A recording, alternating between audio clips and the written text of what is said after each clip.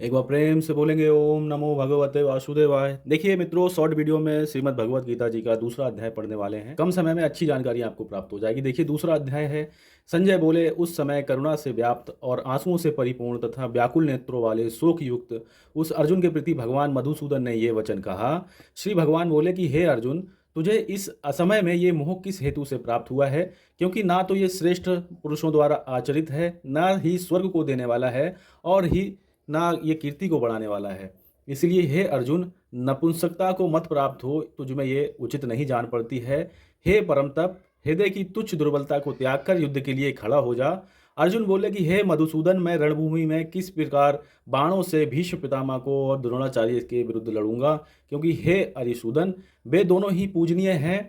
इसलिए इन महानुभाव गुरुजनों को ना मारकर मैं इस लोक में भिक्षा का अन्न भी खाना कल्याणकारी समझता हूँ, क्योंकि गुरुजनों को मारकर भी इस लोक में रुधिर से सने हुए अर्थ और काम रूपी भोगों को ही तो भोगूंगा। हम ये भी नहीं जानते कि हमारे लिए युद्ध करना और ना करना ये दोनों में से कौन सा श्रेष्ठ है, अथवा ये भी नहीं जानते हैं कि उन्हें हम जीतेंगे या हमको वो जीतेंगे। और जिनको मारकर हम जीना भी नहीं चाहते, वे ही हमारे आत्मनीय धृतराष्ट्र के पुत्र हमारे मुकाबले में खड़े हुए हैं। इसलिए कायरता रूप दोष से उपहत हुए स्वभाव वाला तथा धर्म के विषय में मोहित चित्त हुआ मैं आपसे पूछता हूँ कि जो साधन निश्चित कल्याणकारक हो वह मेरे लिए कहिए, क्योंकि मैं आपका शिष्य हूँ। इसलिए आपके शरण हुए मुझको शिक्षा दीजिए, क्योंकि भूमि में निष्कंठक धान संपन्न राज्य को और देवताओं के स्वामीपने को प्राप्त होकर मैं भी उस उपाय को नहीं देखता हूँ जो मेरी इंद्रियों को सुखाने वाले शोक को दूर कर सके। संजय बोले, हे राजन, निद्रा को जीतने वाले अर्जुन अंतर्यामी श्री कृष्ण महाराज के प्रति इस प्रकार कहकर फिर श्री गोविंद भगवान से युद्ध नहीं करूंगा, ये स्पष्ट कह के चुप हो गए। हे भरतवंशी धृष्टराज, अंतर्यामी श्री कृष्ण महाराज दोनों सेनाओं के बीच में शोक करते हुए उस अर्जुन को हंसते हुए से ये वचन बोले। श्री भगवान बोले कि हे अर्जुन, तू ना शोक करने योग्य मनुष्यों के लिए शोक करता है और ना पंडितों के से ही वचनों को कहता है, परंतु जिनके प्राण चले गए हैं उनके लिए और जिनके प्राण नहीं गए हैं उनके लिए भी पंडित जन शोक नहीं करते हैं। ना तो ऐसा ही है कि मैं किसी काल में नहीं था, तू नहीं था, अथवा ये राजा लोग नहीं थे, और ना ऐसा ही है कि इससे आगे हम सब नहीं रहेंगे। जैसे जीवात्मा की इस देह में बालकपन होता है, जवानी होती है, वृद्धावस्था होती है, वैसे ही अन्य शरीर की प्राप्ति होती है, उस विषय में धीर पुरुष मोहित नहीं होते हैं। हे कुंती पुत्र, सर्दी गर्मी और सुख दुख को देने वाले इंद्रिय और विषयों के संयोग तो उत्पत्ति विनाशशील और अनित्य हैं। इसलिए हे भारत, उनको तू सहन कर, क्योंकि हे पुरुष श्रेष्ठ, दुख सुख को समान समझने वाले जिस धीर पुरुष को ये इंद्रियां और विषयों के संयोग व्याकुल नहीं करते वह मोक्ष के योग्य होता है। असत वस्तु की तो सत्ता नहीं है और सत्य का अभाव नहीं है, इस प्रकार इन दोनों का ही तत्वज्ञानी पुरुषों द्वारा देखा गया है। नाश रहित तो तू उसको जान जिसमें ये संपूर्ण जगत दृश्य वर्ग व्याप्त है। इस अविनाशी का विनाश करने में कोई भी समर्थ नहीं है। इस नाश रहित अप्रमेय नित्य स्वरूप जीवात्मा के ये सब शरीर नाशवान कहे गए हैं। इसलिए हे भरतवंशी अर्जुन, तू युद्ध कर। जो इस आत्मा को मारने वाला समझता है वह जो इसको मरा मानता है, वे दोनों ही नहीं जानते, क्योंकि ये आत्मा वास्तव में ना तो किसी को मारता है और ना किसी के द्वारा मारा जाता है। ये आत्मा किसी काल में भी ना तो जन्मता ही है और ना मरता ही है, तथा ना ही उत्पन्न होकर फिर होने वाला ही है, क्योंकि ये अजन्मा है, नित्य है, सनातन है, पुरातन है। शरीर के मारे जाने पर भी ये नहीं मारा जाता। हे प्रथापुत्र अर्जुन, जो पुरुष इस आत्मा को नाश रहित नित्य अजन्मा और अव्यय जानता है वह पुरुष कैसे किसको मरवाता है और कैसे किसको मारता है। जैसे मनुष्य पुराने वस्त्रों को त्याग कर दूसरे नए वस्त्रों का ग्रहण करता है, वैसे ही जीवात्मा पुराने शरीरों को त्याग कर दूसरे नए शरीरों को प्राप्त होता है। इस आत्मा को शस्त्र नहीं काट सकते, इसको आग नहीं जला सकती, इसको जल नहीं गला सकता और वायु नहीं सुखा सकती, क्योंकि ये आत्मा अच्छेद है, ये आत्मा अधा है, अकलेग और निसंदेह अशोष्य है, तथा ये आत्मा नित्य सर्वव्यापी अचल स्थिर रहने वाला और सनातन है। ये आत्मा अव्यक्त है, यह आत्मा अनित्य है और ये आत्मा विकार रहित कहा गया है। इससे हे अर्जुन, इस आत्मा को उपयुक्त प्रकार से जानकर तू शोक करने को योग्य नहीं है, अर्थात तुझे शोक करना उचित नहीं है। किंतु यदि तू इन आत्मा को सदैव जन्म लेने वाला तथा सदा मरने वाला मानता हो तो भी हे महाबाहो, तू इस प्रकार शोक करने को योग्य नहीं है, क्योंकि इन मान्यताओं के अनुसार जन्म हुए की मृत्यु निश्चित है और मरे हुए का जन्म निश्चित है। इससे भी इस बिना उपाय वाले विषय में तू शोक करने को योग्य नहीं है। हे अर्जुन, संपूर्ण प्राणी जन्म से पहले अप्रकट थे और मरने के बाद भी अप्रकट हो जाते हैं, केवल बीच में ही प्रकट होते हैं। फिर ऐसी स्थिति में क्या शोक करना है?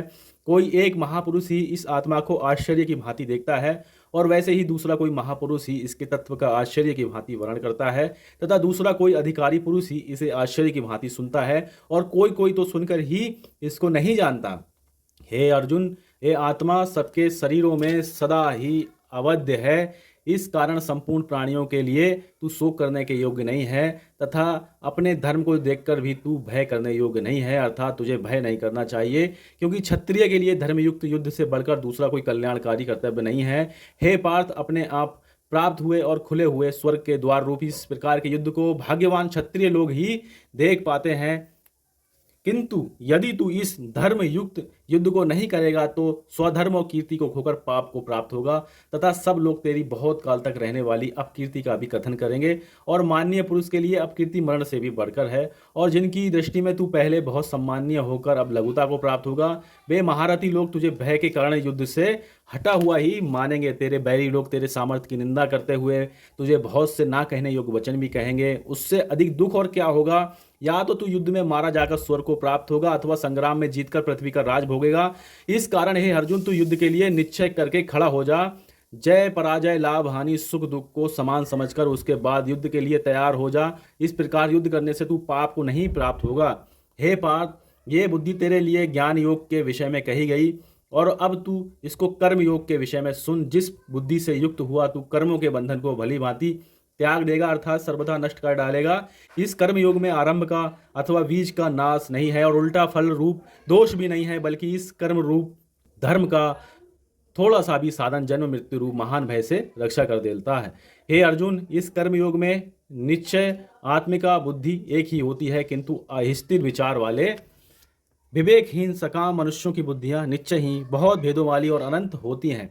हे अर्जुन, जो भोगों में तन्मय हो रहे हैं, जो कर्म फल के प्रशंसक वेद वाक्यों में ही प्रीति रखते हैं, जिनकी बुद्धि में स्वर्ग ही परम प्राप्त वस्तु है और जो स्वर्ग से बढ़कर दूसरी कोई वस्तु नहीं देखते, ऐसा कहने वाले हैं वे अविवेकी जन। इस प्रकार की जिस पुष्पित अर्थात दिखाऊ शोभायुक्त वाणी को कहा करते हैं, जो जन्म रूप कर्म फल देने वाली एवं भोग तथा ऐश्वर्य की प्राप्ति के लिए नाना प्रकार की बहुत सी क्रियाओं का वर्णन करने वाली है, उस वाणी द्वारा जिसका चित्त हर लिया गया है, जो भोग और ऐश्वर्य में अत्यंत आसक्त है, उन पुरुषों की परमात्मा में निश्चयात्मिका बुद्धि नहीं होती। हे अर्जुन, वेद उपयुक्त प्रकार के तीनों गुणों के कार्य रूप समस्त भोगों एवं उसके साधनों का प्रतिपादन करने वाले हैं, इसलिए तू उन भोगों एवं उनके साधनों में आसक्तिहीन, हर्ष शोक आदि द्वंद्वों से रहित, नित्य वस्तु परमात्मा में स्थित, योग क्षेम को ना चाहने वाला और स्वाधीन अंतःकरण वाला हो। सब ओर से परिपूर्ण जलाशय के प्राप्त हो जाने पर छोटे जलाशयों में मनुष्य का जितना प्रयोजन रहता है, ब्रह्म तत्व से जानने वाले ब्राह्मण का समस्त वेदों में उतना ही प्रयोजन रह जाता है।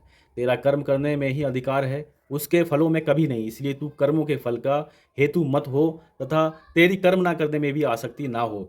हे धनंजय, तू आसक्ति को त्याग कर तथा सिद्धि और असिद्धि में समान बुद्धि वाला होकर योग में स्थित हुआ कर्तव्य कर्मों को कर। समत्व ही योग कहलाता है। इस समत्व रूप बुद्धि योग से सकाम कर्म अत्यंत ही निम्न श्रेणी का है। इसलिए हे धनंजय, तू समबुद्धि में ही रक्षा का उपाय ढूंढ, अर्थात बुद्धि योग का ही आश्रय ग्रहण कर, क्योंकि फल के हेतु बनने वाले अत्यंत दीन हैं।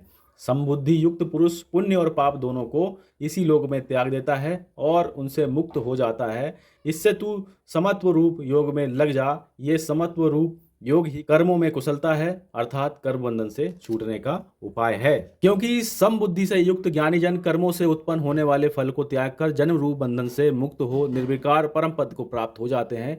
जिस काल में तेरी बुद्धि मोह रूप दलदल को भली भांति पार कर जाएगी, उस समय तू सुने हुए और सुनने में आने वाले इस लोक और परलोक संबंधी सभी भोगों से वैराग्य को प्राप्त हो जाएगा। भांति भांति के वचनों को सुनने से विचलित हुई तेरी बुद्धि जब परमात्मा में अचल और स्थिर ठहर जाएगी, तब तू योग को प्राप्त हो जाएगा, अर्थात तेरी परमात्मा में नित्य संयोग हो जाएगा। अर्जुन बोले कि हे केशव, समाधि में स्थित परमात्मा को प्राप्त हुए स्थिर बुद्धि पुरुष का क्या लक्षण है? ये स्थिर बुद्धि पुरुष कैसे बोलता है, कैसे बैठता है, कैसे चलता है? श्री भगवान जी बोले कि हे अर्जुन, जिस काल में ये पुरुष मन में स्थित संपूर्ण कामना को भली भांति त्याग देता है और आत्मा से आत्मा में ही संतुष्ट रहता है, उस काल में वह स्थित प्रज्ञ कहा जाता है। दुखों की प्राप्ति होने पर जिसके मन में उद्वेग नहीं होता, सुखों की प्राप्ति में जो सर्वदा निस्पृह है तथा जिसके राग भय और क्रोध नष्ट हो गए हैं, ऐसे मुनि स्थिर बुद्धि कहा जाता है। जो पुरुष सर्वत्र स्नेह रहित हुआ, उस शुभ या अशुभ वस्तु को प्राप्त होकर ना प्रसन्न होता है ना ही द्वेष करता है, उसकी बुद्धि स्थिर है। और कछुआ सब ओर से अपने अंगों को जैसे समेट लेता है, वैसे ही जब ये पुरुष इंद्रियों के विषयों से इंद्रियों को सब प्रकार से हटा लेता है, तब उसकी बुद्धि स्थिर है, ऐसा समझना चाहिए। इंद्रियों के द्वारा विषयों को ग्रहण न करने वाले पुरुष के भी केवल विषय तो निवृत्त हो जाते हैं, परंतु उनमें रहने वाली आसक्ति निवृत्त नहीं होती। इस स्थिर प्रज्ञ पुरुष की तो आसक्ति भी परमात्मा का साक्षात्कार करके निवृत्त हो जाती है। हे अर्जुन, आसक्ति का नाश न होने के कारण ये प्रमथन स्वभाव वाली इंद्रियां यत्न करते हुए बुद्धिमान पुरुष के मन को भी वलाद हर लेती हैं। इसलिए साधक को चाहिए कि वह उन संपूर्ण इंद्रियों को वश में करके समाहित चित हुआ मेरे परायण होकर ध्यान में बैठे, क्योंकि जिस पुरुष की इंद्रियां वश में होती हैं उसी की बुद्धि स्थिर हो जाती है। विषयों का चिंतन करने वाले पुरुष की उन विषयों में आसक्ति हो जाती है, आसक्ति से उन विषयों की कामना उत्पन्न होती है और कामना में विघ्न पड़ने से क्रोध उत्पन्न होता है। क्रोध से अत्यंत मूढ़ भाव उत्पन्न हो जाता है, मूढ़ भाव से स्मृति में भ्रम हो जाता है, स्मृति से भ्रम हो जाने से बुद्धि अर्थात ज्ञान शक्ति का नाश होता है और बुद्धि का नाश हो जाने से यह पुरुष अपनी स्थिति से गिर जाता है। परंतु अपने अधीन किए हुए अंतःकरण वाला साधक अपने वश में की हुई राग द्वेष से रहित इंद्रियों द्वारा विषयों में विचरण करता हुआ अंतःकरण की प्रसन्नता को प्राप्त होता है। अंतःकरण की प्रसन्नता होने पर इसके संपूर्ण दुखों का अभाव हो जाता है और उस प्रसन्न चित्त वाले कर्मयोगी की बुद्धि शीघ्र ही सब ओर से हटकर एक परमात्मा में ही भली भांति स्थिर हो जाती है। ना जीते हुए मन और इंद्रियों वाले पुरुष में निश्चयात्मिका बुद्धि नहीं होती और उस अयुक्त मनुष्य के अंतःकरण में भावना भी नहीं होती तथा भावनाहीन मनुष्य को शांति नहीं मिलती और शांति रहित मनुष्य को सुख कैसे मिल सकता है।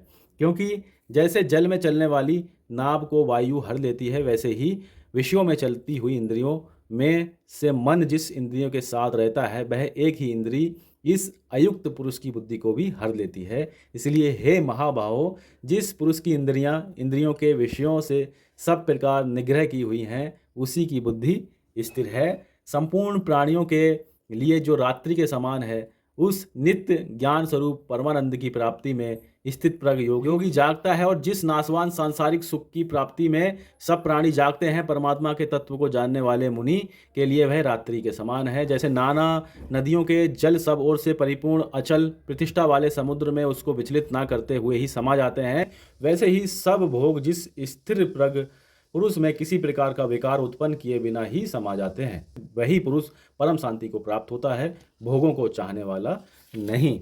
जो पुरुष संपूर्ण कामना को त्याग कर ममता रहित, अहंकार रहित और स्पृहा रहित हुआ विचरता है, वही शांति को प्राप्त होता है, अर्थात वही शांति को प्राप्त है। हे अर्जुन, ये ब्रह्म को प्राप्त हुए पुरुष की स्थिति है। इसको प्राप्त होकर योगी कभी मोहित नहीं होता है और अंतकाल में ही इस ब्राह्मी स्थिति में स्थित होकर ब्रह्मानंद को प्राप्त हो जाता है।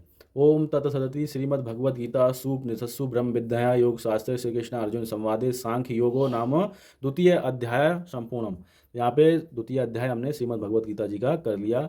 एक बार प्रेम से बोलेंगे ओम नमो भगवते वासुदेवाय।